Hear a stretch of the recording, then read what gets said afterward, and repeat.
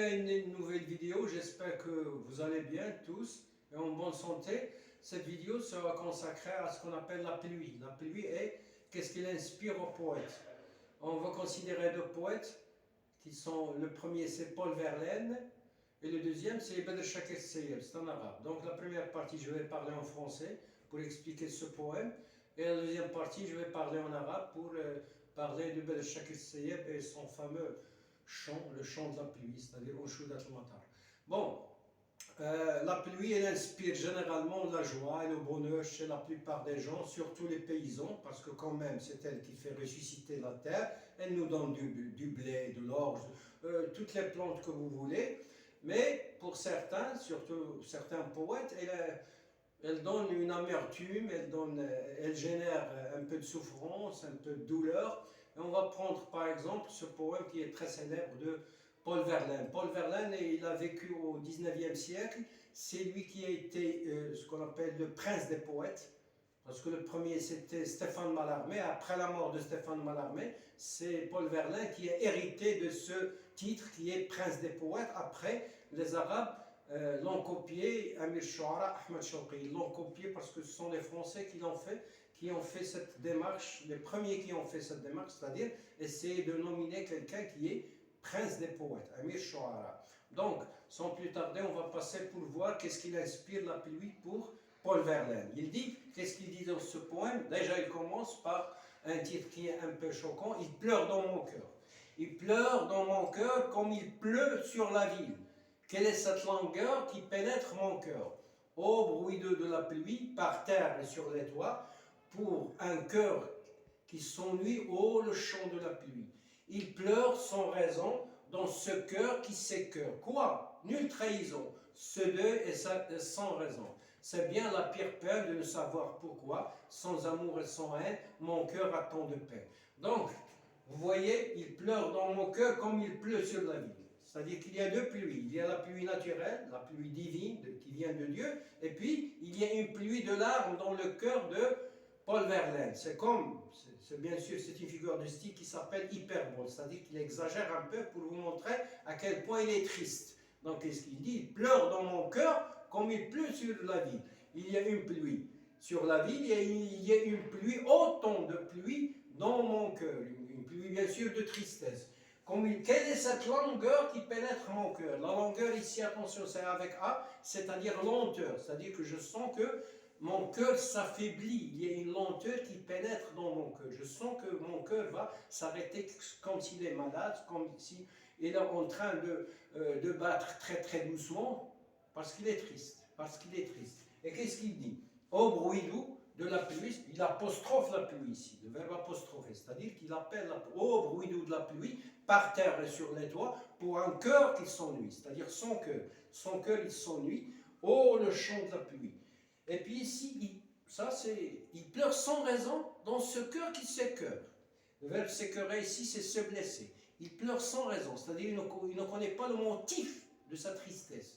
Il ne se connaît pas. Il pleure sans raison dans ce cœur qui s'écœure quoi? Nulle trahison, c'est-à-dire personne ne l'a trahi, et pourtant ce deuil est sans raison. Le deuil, c'est ce qui arrive quand quelqu'un meurt, on a une période de deuil. Donc il a un deuil dans son cœur et il ne sait pas pourquoi.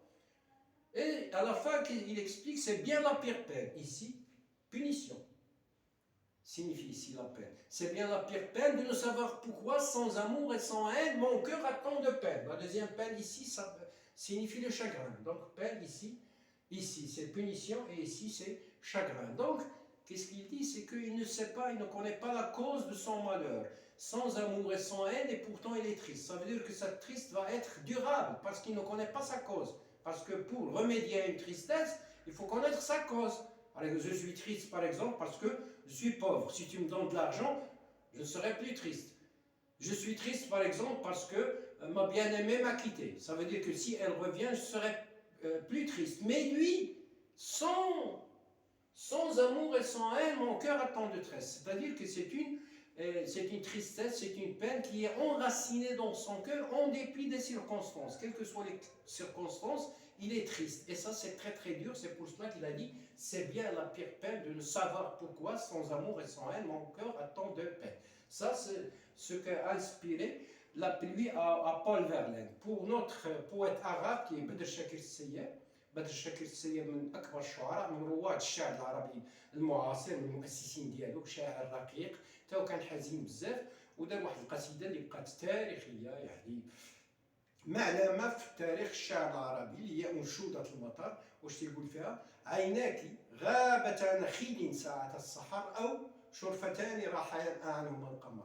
عيناك حين تبسمان تورق الكروم، ترقص الأضواء كالأقمار في نهر، يرجه المجداف وهنا ساعة السحر، كأنما تنبض في غوريهم النجوم، وتغرقان في ضباب من أسى شفيف، كالبحر سرح اليدين فوقه المساء، دفء الشتاء فيه ورعشة الخريف وارتعاشة الخريف، والموت والميلاد والظلام والضياء، فتصطفيق من الأروح رعشة البكاء، ونشوة وحشية تعانق السماء، كنشوة الطفل إذا خاف من القمر. تتأبى المساء والغيوم ما تزال تسح ما تسح من دموعها التقال، كأن طفلا بات يهدي قبل أن ينام بأن أمه التي أفاق منذ عام فلم يجدها، ثم حين لج في السؤال قالوا له بعد غد تعود، لا بد أن تعود، وإن تهامس الرفاق أن هناك جانب التل تنام نومة اللحود، تسف من ترابه وتشرب المطر، كأن صيادا حزينا يجمع الشباك ويلعن المياه والقدر، وينطر الغناء حيث يأفل القمر. مطر مطر، أتعلمين أي حزن يبعثه المطر؟ وكيف تنجر المجارب إذا انهمر؟ وكيف يشعر الوحيد فيه بالضياع بلا انتهاء، كالدم المراق، كالجياع، كالحب، كالأطفال، كالموتى والمطر. ومقلتاك بي تطيفان مع المطر، وعبر أمواج الخليج تمسح البروق سواحل العراق بالنجوم وبالمحار، كأنها تهم بالشروق فيسحب الليل عليها من دم اللصار. أصيح بالخليج يا خليج يا واهب اللؤلؤ والمحار والردى، فيرجع الصدى كأنه النشيج، يا خليج يا واهب المحار والردى. هذه من عيون الشعر العربي اللي بالنسبة للسياب حتى هو المطر كيلهموا واحد الحزن نيت، كان صيادا حزينا يجمع الشباك ويلعن المياه والقدر. كيفكروا في مو لانه فقد مو في السن ديال ملي كانت عنده 6 سنين فقد مو، وملي كيبدا المطر كيتفكر بان حتى مو تسف من ترابها وتشرب المطر، وبالخصوص ملي كيقول بين انتهاء كالدم المراق، يعني الحروب، كالدم المراق، كالجياع، كالموت، كالاطفال، كالحب، هو المطر. يعني المطر دائم، مثل الحب، مثل الموتى، مثل الأطفال، مثل الجياع، بلا انتهاء كالدم المراق، كالجياع، كالحب، كالأطفال، كالموتى، هو المطر. وهذاك المقطع اللي مؤثر بزاف ثاني ملي كيقول أتعلمين أي حزن يبعث المطر، وكيف تنشز المزارب إذا انهمر، وكيف يشعر الوحيد فيه بالضياع. الضياع هو الوحيد، هو بدر شاكر السياب، والذي يشعر بالضياع هو دائما بدر شاكر السياب. إذا بالنسبة لي هو المطر كيلهمو حزن، بحال بول فيرلان. ils sont des poètes mais ils ne sont pas des gens normaux. ماشي اللي كيقول لك un poète, qu'est-ce que c'est qu'un poète? il voit la lune comme si c'est la première fois ou la deuxième fois. دائما يصاب بالدهشه، هو الالهام اللي عطاهم ديال الحزن، ديال لا تريستيس.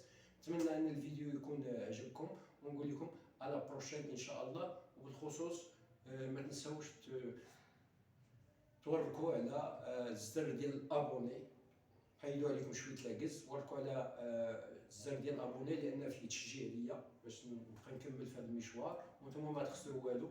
حيدوا عليكم شويه لاكز ووركوا على لو بوطون ديال ابوني. اي جو فو دي بون ويكاند، على بروشين ان شاء الله.